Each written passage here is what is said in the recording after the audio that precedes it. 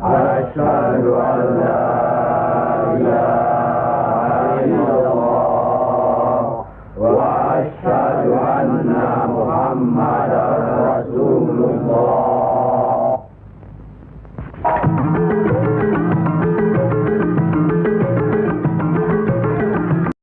Kalau di Yaman dia cuma nolak nasab, selesai. Kalau di sini habis nolak nasab dia mau jamret tuh nasabnya. Nasab habaib nih dibilang palsu. Dirinya ngaku habaib, itu namanya begal apa? Begal nasab. Terus dia ngomong, ya pokoknya kalau gitu saya nggak ngakuin itu habib, masa bodo amat. Emang gue pikirin, lo mau ngakuin nggak ngakuin, emang gue minta pengakuan dari lo? Bukan ngomong kayak habaib pada ngemis minta pengakuan. Emang ada saya datang keluar Batang, saudara akuin nih, saya habib nih, saya habib. Habib nih, habib. Habib, tapi ini penelitian ilmiah. Ilmiah dari mana? Lu belajar di kandang kebo. Kalau penelitian ilmiah itu, saudara, kitab dijajarin banyak. Kitab-kitab itu diteliti, jamul maklumat. Setelah itu dianalisa, itu kitab yang banyak tadi, saudara. Baru untuk mengambil kesimpulan. Itu penelitian ilmiah. Ini kitabnya cuma satu, udah gitu diragukan lagi keasliannya. Udah gitu ngakunya ilmiah, jidat lo ilmiah. Kalau ada yang begitu jawab aja, ayo rame-rame. Assalamualaikum warahmatullahi wabarakatuh. Bismillahirrahmanirrahim. Alhamdulillahirabbil alamin wal aqibatu lil muttaqin wala udwana illa 'alal zalimin. Asyhadu an la ilaha illallah wahdahu la syarika lah al-malikul haqqul mubin wa asyhadu anna sayyidana Muhammadan abduhu wa rasuluh al-mab'uts rahmatan lil alamin. Allahumma shalli wa sallim wa barik ala nabiyyina Muhammadin wa ala alihi wa sahbihi ajma'in, amma ba'd. Yang kami muliakan, yang kami hormati, yang kami banggakan segenap pemirsa dan pendengar sekalian dimanapun dan kapanpun, dari manapun, semoga senantiasa berbahagia bersama dengan keluarga, diberikan kelebihan, kelimpahan rezeki yang berkah untuk bekal ibadah, diberikan oleh Allah ma'unah, karomah, keluarga yang sakinah, mawaddah, warahmah, dianugerahi oleh Allah pula dzurriyyah yang thayyibah, sholih dan sholihah, hidup yang hasanah fid dunya hatal akhirah. Pada kesempatan yang penuh dengan kebahagiaan kali ini kita akan berbicara tentang kitab nasab yang kami miliki, yang kami jadikan sebagai data referensi dalam menyampaikan tema tentang permasalahan nasab akhir-akhir ini. Ada tuduhan dari Kang Mas Muhammad Rizik Syihab yang menuduh kami, katanya hanya dengan modal satu kitab Asy-Syajarah Al-Mubarakah yang diragukan saja sudah berani cuap-cuap ngomong masalah nasab. Lah ini saya buktikan semua. Saya punya 23 macam kitab dalam 25 jilid. Mulai dari abad 3 Hijriah sampai abad 14 Hijriah. Selama ini yang disampaikan oleh adik saya Kiai Haji Maduddin Utsman masih berbentuk tulisan. Beliau malah lebih banyak kitabnya daripada saya. Jadi jika saya diadu dengan Kiai Haji Maduddin Utsman, jelas saya kalah. Sebelum bertanding itu saya sudah kalah, karena beliau adalah orang yang alamah. Saya ini masih jauh dari kata-kata alim saja nggak bisa, belum bisa saya. Saya ini masih rendah, belum sampai alamah. Cuma saya ikut terpanggil dalam rangka dakwah, mumpung saya masih hidup. Jika saya memiliki referensi data, kitab yang saya ketahui tidak saya sampaikan kepada ummah, maka tanggung jawab saya di hadapan Allah, Sang Pencipta, akan lebih berat nantinya. Para pemirsa dan pendengar sekalian, jadi apa yang disampaikan oleh Kang Mas Muhammad Rizik Syihab itu salah. Saya mempunyai 22 kitab dengan 25 jilid. Ada yang 3 jilid, ada yang 2 jilid, ada yang cuma 1 jilid. Dan masih ada 7 lagi kitab. Ini khusus kitab tentang nasab loh ya. Beda dengan kitab-kitab lain, kitab fikih, ya, kitab sejarah yang lain, kitab-kitab tasawuf, ya, kitab-kitab tentang tauhid, ya, atau gabungan antara akidah dan akhlak atau tasawuf. Ya. Enggak. Ini kitab khusus tentang nasab. Jangan menuduh, wah itu terbitan Syiah. Maaf.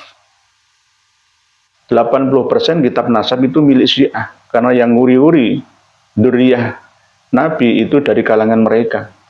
Sunni hanya 20%. Dan kitab Syiah yang berhubungan dengan silsilah, ya, yang dikarang oleh nasabah, pakar nasab itu sifatnya netral. Tidak ada kepentingan yang bertujuan untuk merusak akidah, tidak. Hanya sekedar furu'iyah, syar'iyah. Para pemirsa dan pendengar sekalian rahimakumullah. Di Indonesia ini semuanya sudah pada cerdas semua. Yang kitab abad 10, 11, 12 ini dapat kita jumpai melalui PDF.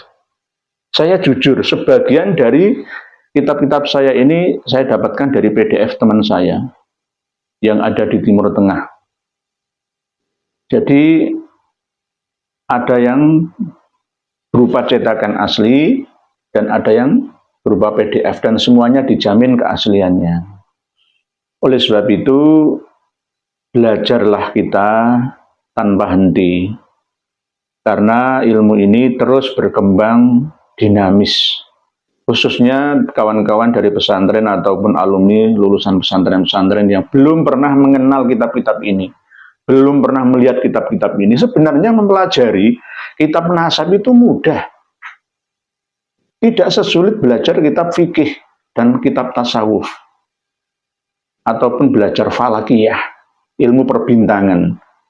Bahkan lebih sulit belajar ilmu hikmah, yang ada rumus-rumusnya itu, cara membuat azimah, ya, cara mempelajari waktu yang tepat untuk membuat azimah, untuk dzikir, untuk uzlah, dan lain-lain. Itu malah justru lebih sulit kitab-kitab hikmah. Kalau kitab nasab ini sebenarnya sudah paten. Hanya sekedar namanya diulang-ulang. Jadi nama Muhammad, nama Ali, nama Abu Bakar, nama Umar, nama Utsman itu bola-balik Ali, Alawi, bin Alawi, bin Fakim. Itu bola-balik, ya sama namanya orang Arab itu. Yang paling sulit lah namanya orang Nusantara ini yang paling sulit. Karena wajahnya orang Nusantara ini juga sulit, nggak ada yang sama. Kalau wajahnya orang Arab, orang Eropa, orang Rusia, orang Afrika itu mirip-mirip. Kalau orang Indonesia ini cari yang persis sama itu sulit. Ya, orang Cina, orang Jepang, orang Korea, ya itu mudah dikenali, ya, wajahnya, kulitnya. Tapi kalau orang Nusantara ini memang sulit, misteri, ya, misteri. Para pemirsa dan pendengar sekalian rahimakumullah, kita menyampaikan sesuatu itu ada pertanggungjawaban, baik di hadapan Allah ataupun di hadapan sesama umat manusia dan di hadapan hukum yang ada, hukum negara. Jika tidak ada dasar, hanya sekedar ngomong-ngomong saja, ngomong belakang, sama dengan bohong, dosanya sangat berlipat ganda. Jika semua orang bisa berbicara semaunya, maka rusak sudah tatanan keilmuan yang sudah berjalan nyata di sekitar kita, di zaman kita ini, di Indonesia kita ini. Oleh sebab itu semuanya harus berdasarkan referensi data. Dari 10 kitab ini, mulai dari abad ketiga Hijriah, 4, 5, 6, 7, 8, bahkan 9, ini kalau kita disuruh untuk menemukan nama Ubaidillah itu nggak ada. Ini nggak ada. Kalau ada, saya bilang ada. Kalau nggak ada, saya bilang tidak ada. Dan sudah pernah saya buka-buka dan saya baca mana makalah yang menerangkan tentang Imam Ahmad Al-Abah An-Nafat Al-Ataj yang memiliki anak siapa saja sudah saya sampaikan kemarin. Jadi mulai dari Kitabul Mu'aqqobin ya, sebelum Imam Ahmad Al-Abah lahir ini sudah ada kitab silsilah nasab yang ada.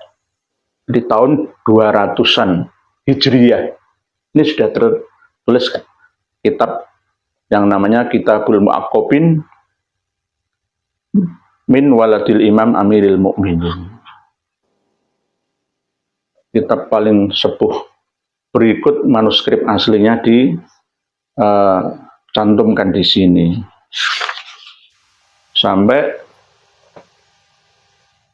abad ke-9 awal belum pernah ditemukan namanya Ubaidillah atau Abdullah. Jadi kalau dipaksakan, ya nggak bisa, nggak ada ya. Toh kalau ada di dalam kitab As-Suluk, ya, karangan Imam Al-Jundi yang wafat tahun 732 Hijriah itu masih saya pesan. Saya jujur masih saya pesankan. Tapi untuk file PDF-nya saya sudah punya. Sudah saya pelajari, cuma kitabnya masih saya pesankan. Jadi nggak ada. Jadi bisa dikatakan nasab Alawi yang ada di Indonesia ini dikatakan tidak nyambung. Kalau dikatakan putus itu ya kalau ada. Kalau di abad ke-4 ini ada, terus abad 5, 6, 7, 8, 9 ini tidak ada, itu namanya putus. Tapi kalau di Tahdhibul Ansab, misalkan di Al-Majdi, ya, di Al-Aswili, Al-Fakhri ini tidak ada, ya bukan putus namanya. Oh, mulai dari kitab ini sebelum Imam Ahmad Al-Abah lahir, sampai meninggal dunia, nggak pernah ada cerita mempunyai anak yang bernama Ubaidillah atau Abdullah. Hanya ada Muhammad, Abu Ja'far, Ali, dan Husain saja. Begitu juga kitab-kitab yang setelah Umdatut Thalib, ya, ini diteruskan oleh kitab-kitab abad 9, 10, 11, 12, 13, bahkan sampai 14. Didukung dengan kitab-kitab baru, ya, yang saya sertakan untuk pendukung saja sebenarnya, untuk menguatkan saja. Karena apa? Segala sesuatu itu harus ada data pendukung, tidak hanya berdiri sendiri. Semuanya saling terkait, ada keterkaitan. Selama ini yang dipakai hujjah oleh Rabithah Alawiyah adalah Abnaul Imam ini dan Bahrul Ansab. Bahwa Abnaul Imam ini bukan kitab asli. Kitab aslinya Ibnu Toba-Toba, Abdul Mu'ammar Ibnu Toba-Toba itu tidak ada kata Abdullah atau Ubaidillah. Ditambah-tambah sendiri oleh pentahqiqnya yang menyalin, ya, dan mengeditnya, yaitu diedit oleh Ibnu Sodaqoh Al-Halabi yang terkenal dengan Imam Al-Warraq pada abad 12 Hijriah. Dan Abul Aun Muhammad As-Safarini wafat pada abad ke-12. Dan yang terbaru, diperbarui lagi, disalin lagi, ditambah lagi oleh Syekh Muhammad Nasr bin Ibrahim Al-Maqdisi abad ke-14. Jadi yang ada tulisan anak dari Imam Ahmad Al-Abah itu justru malah 4. Kalau Rabithah Alawiyah menolak Asy-Syajarah Al-Mubarakah abad 56 karya Imam Fakhrur Razi, ya, ini yang menerangkan tentang Imam Ahmad mempunyai 3 orang anak, Muhammad, Ali, dan Husain. Ladi Abnaul Imam fi Misra wa Syam lil Hasan wal Husain radhiyallahu anhuma itu menyebutkan bahwa ditambah satu lagi anaknya Imam Ahmad Al-Abah itu. Jadi bentuknya ada tambahan begini, diagram. Kan tinggal nambahin saja, tinggal nyalin aja, tak seret, tak nambahin nama, tak cetak lagi, disalin, edit, copy, paste, jadi.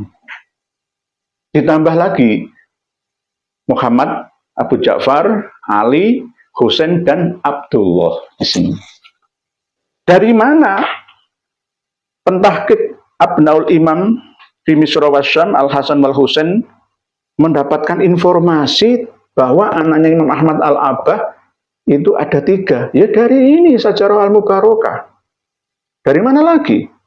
Selain Sajarah Al-Mubarakah tidak menyebutkan selain nama Muhammad, Abu Ja'far, Ali dan Husain pun tidak disebutkan. Jadi dari kitab 10 ini yang menyebutkan Ali dan Husain adalah hanya Asy-Syajarah Al-Mubarakah.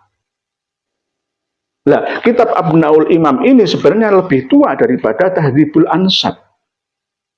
Namun yang aslinya, manuskrip aslinya karya Abdul Mu'ammar Ibnu Toba, tetapi sudah disalin berulang-ulang. Sama dengan kitab Negara Kertagama yang dicetak pada 556 tahun yang lalu, terus saya salin sekarang. Saya yang menyalinnya pada tahun 2023 ini. Saya tambah-tambahi, keturunan Hayam Wuruk itu ada nama saya. Tinggal jret, berarti saya ini termasuk keturunan Hayam Wuruk. Ini contoh, ini contoh. Kan bisa saja, tergantung kan. Kembali lagi ke Syajarah Al-Mubarakah dan Abnaul Imam. Yang diklaim ini sama-sama tuanya. Ya, abad keempat. Asy-Syajarah Al-Mubarakah, abad 5 akhir, abad 6. Tapi alasannya Asy-Syajarah Al-Mubarakah baru ditemukan 28 tahun yang lalu. Lah kenapa Abnaul Imam sudah ada? Kok katanya 28 tahun yang lalu? Abnaul Imam ini paling muda ditahqiq oleh ulama abad 14. Yakni Muhammad bin Nasr Ibrahim Al-Maqdisi tahun 1350 Hijriah. Yang mentahqiq terakhir kali kitab Abnaul Imam ini. Berarti kan kemungkinan juga sudah mengenal nama selain Muhammad. Muhammad Abu Ja'far, Ali, Husain, dan Abdullah. Jadi Abnaul Imam ada Abdullahnya. Belum Ubaidillah loh ya, Abdullah. Setelah itu dikuatkan lagi oleh Bahrul Ansab yang ditahqiq, yang salin kembali oleh pengarang kitab Ar-Raudul Jali, Syekh Murtadha Az-Zabidi, yang aslinya kitab Bahrul Ansab ini juga tidak ada nama Abdullah. Tidak ada nama Abdullah. Jadi kalau yang merah ini tambahan, salinan tambahan. Kalau yang hitam ini salinan yang lama. Jadi kalau ada merah ini berarti ada tambahan salinan. Mungkin ada informasi terbaru menurut ahli sejarah lalu dimasukkan. Oh, baru pada abad 12 Hijriah oleh Syekh Murtadha Az-Zabidi ditambah lagi ada nama Abdullah. Bukan Ubaidillah loh ya, Abdullah. Jadi Abnaul Imam, Bahrul Ansab, Ar-Raudul Jali, Syekh Murtadha Az-Zabidi ini juga abad 12. Beliau menerangkan panjang lebar tentang keturunan dari Imam Abdullah Wakila Ubaidillah yang mempunyai 3 orang anak, yakni Basri, Alwi, dan Jadid. Atau Bani Jadid, Bani Alawi, Bani Basri, dan Bani Jadid. Ini Ar-Raudul Jali. Ada Ar-Raudul Jali, tapi tidak disepakati oleh pakar nasab. Tidak, hadza mattafaqu alaihi nasabun min aqibi Ahmad bin Isa. Yang disepakati adalah Muhammad Abu Ja'far yang berdomisili di Roy, Teheran, Iran. Berikutnya adalah Ansabul Asyair Al-Arabiyah. Ya, ini termasuk baru, ini termasuk sama seperti kitab Al-Istizadah, seperti majalah informasi yang berisi ya silsilah berikut sejarah. dan fakta-fakta di mana pengarangnya ini hidup, ada peristiwa apa dicatat di situ, sama seperti surat kabar atau majalah. Ini juga sangat kontras dengan semua kitab yang ada. Bahkan dari manuskrip turun-temurun keluarga Al-Qabiji dari anaknya Imam Ahmad Al-Abba yang bernama Ali yang ada di Romlah, sebagian juga ada di Irak, itu mengatakan bahwa Imam Ahmad Al-Abba Al-Muhajir itu tidak hijrah ke Hadramaut. Hijrahnya dari Baghdad menuju ke Indus, di lembah sungai Indus, daerah India yang sekarang dipecah menjadi 3 negara, Pakistan, India, dan Bangladesh. Ini tahun 313 Hijriah, bukan tahun 317. Dan bahkan Imam Ahmad beserta dengan anak cucunya sampai Imam Ali Al-Uraidi itu semua adalah penganut Syiah Imamiyah. Nggak ada yang Ahlus Sunnah. Bahkan makamnya Imam Ahmad Al-Abba itu tidak di Khusaisah, tapi di Najaf, Irak. Nah ini ada di sini. Ini yang selalu ditolak oleh Gus atau Habib Rumel Abbas. Katanya nggak konsisten, katanya mencari kitab yang primer. Kok ini diikutkan? Nah, ini hanya data pendukung, pendukung saja. Berikutnya adalah kitab Tuhfatut Thalib bi Ma'rifati Man Yantasibu ila Abdillah wa Abi Thalib. Ini ada, nama Abdullah itu ada. Masih belum Ubaidillah loh ya. Ini tahun 996 wafatnya Imam Muhammad As-Samarqandi Al-Madani. Tuhfatut Thalib bi Ma'rifati Man Yantasibu ila Abdillah wa Abi Thalib. Sudah pernah saya terangkan, nanti insya Allah akan kita bahas lagi. Ini yang saya jadikan sebagai pegangan bahwa hilangnya nama Ubaidillah atau Abdullah itu selama 650 tahun sejak wafatnya Imam Ahmad Al-Muhajir atau Al-Abba An-Nafat Al-Antaj 345 ditambah 650, ketemunya tak bikin yang genep aja. Sebenarnya sama seperti keterangan yang digunakan oleh Kiai Haji Maduddin Utsman, ya 651 tahun. Saya ngambil 650-nya saja. 650 tahun tidak ditemukan secara resmi oleh pakar nasab. Sekali lagi oleh pakar nasab. Kalau pakar sejarah ada mulai abad 8. Imam Al-Jundi dalam As-Suluk fi Tabaqatil Ulama wal Muluk. Ahli sejarah Yaman. Tapi namanya masih belum kuat, masih simpang siur, belum jelas. Dasarnya dari mana? Hanya sekedar merekam peristiwa yang ada. Sama seperti Gubernur Jenderal Inggris Thomas Stamford Raffles ketika menerangkan tentang sejarah Wali Songo. Ya tidak sampai merunut apakah Wali Songo ini nyambung ke Abdul Malik Azmat Khan bin Alwi Amul Faqih atau tidak. Ya nggak sampai ke situ. Raffles itu hanya sekedar pelaku sejarah, ahli sejarah, mu'arrikh, tokoh politik.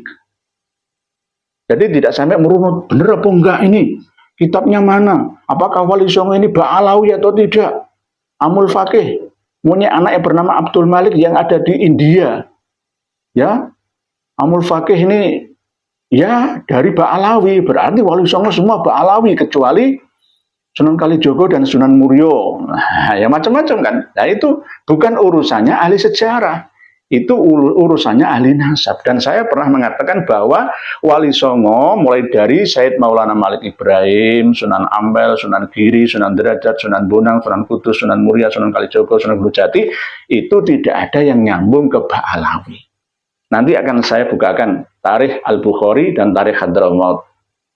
Dan Tuhfatul Muhtaj saya punya. Insya Allah kita akan bahas pada sesi yang lain. Masih panjang. Ngaji terus kita ini. Tuhfatut Thalib. Tidak ditemukan nama, baru ada di sini. Wafat 996. Kalau dirunut dengan kitab Tabaqatun Nasabin, tulisannya di sini adalah Imam Muhammad As-Samarqandi Al-Madani ini hidup sampai 994 tahun. Nah, wafatnya 996 tahun. Jadi saya ambil jalan tengah. 650 tahun tidak ditemukan misteri nama Abdullah dan nama Ubaidullah atau Ubaidillah. Ini Tuhfatul Thalib. Jadi ada kitabnya dan saya punya kitabnya. Katanya saya hanya punya kitab satu saja. Banyak. Ini. Terus lagi, sebelum Tuhfatul Thalib, karya Imam Muhammad As-Samarqandi ini ada kitab An-Nafkah Al-Ambariyah. Ini tahun 880. Jadi 880, kalau ini 996. Wafatnya pengarang kitab An-Nafkah Al-Ambariyah fi Ansabi Khairil Bariyah. Jadi beliau Al-Allamah Muhammad Kadzim bin Abil Futuh bin Sulaiman Al-Yamani Al-Musawi. Wafat tahun 880 Hijriyah. Ini sudah menyebutkan nama Abdullah. 880 Hijriyah, 996 Hijriyah. An-Nafkah Al-Ambariyah. Nah, sekarang yang kitab Al-Burqah Al-Musyikoh yang dipakai oleh Kiai Haji Maduddin Utsman untuk mengatakan, memutuskan bahwa Ubaidillah itu baru disebutkan oleh Syekh atau Habib Ali bin Abu Bakar As-Sakran dalam kitab Al-Burqah Al-Musyikoh ini. 895 Hijriah. Jadi beliau, Kiai Haji Maduddin Utsman mengatakan terputus atau tidak ditemukannya nama Ubaidillah itu selama 550 tahun. Kalau saya 650 tahun, kacek 100 tahun, kacek 1 abad. Ini yang dipakai oleh Kiai Haji Maduddin Utsman Al-Burqah Al-Musyikoh, dan ini yang saya pakai Tuhfatul Thalib bima'rifati man yantasibu ila Abdillahi wa Abi Thalib. Tahun 996, atau saya ambil 995-nya saja, tengah-tengah. Ini, di dua kitab ini yang mengatakan dengan nada yang berbeda dan jumlah angka yang berbeda. Kenapa kok saya tidak mengikuti beliau Kiai Haji Maduddin Utsman? Karena kitab ini bukan kitab nasab. Habib Ali bin Abu Bakar As-Sakran bukan nasabah. Beliau adalah ulama ahli tasawuf. Beliau rujukannya juga ke kitab As-Suluk, Kitab Baqatul Ulama wal Muluk, karya Imam Al-Jundi, dan mengambil pula informasi dari Imam Syekh Ibnu Samurah dan lain-lain. Ini Al-Burqah Al-Musyikoh fi dzikri libasil khirqah al-aniqah. Al-Burqah Al-Musyikoh. Nah, sekarang kitab yang paling dipakai sebagai pegangan oleh Rabi'ah Alawiyah adalah ini, Syamsul Dhahirah ini. Syamsul Dhahirah ini. Sampai Rabi'ah Alawiyah mengakui, ya, mengangkangi semua sejarah yang ada di Indonesia berdasarkan kitab ini. Inilah yang dipakai pegangan oleh pakar nasab yang ada, yang sampai mengotak-atik sejarah yang ada di Indonesia. Ya, setelah itu saya juga Al-Musajjar Al-Mubassat dari Syekh Subhi Ali Mesir juga mengatakan sama, bahwa Imam Abdullah atau Ubaidillah itu hanya wakilah. Jadi kalau Kiai Haji Maduddin Utsman mengatakan bahwa Abdullah, ya, atau Ubaidillah sebagai datuknya Ba'alawi yang ada di Indonesia dan seluruh dunia itu do'if jiddan, itu sangat lemah karena wakilah.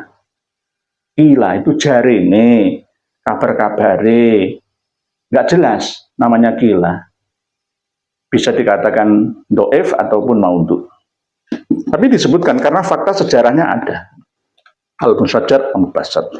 Nah, untuk kitab Al-Istizadah ini sudah pernah kita buka, dan nanti semuanya akan kita buka kembali jika diperlukan. Jadi kita harus memahami, ya, situasi tentang pernasaban ini dengan referensi, tidak dengan emosi.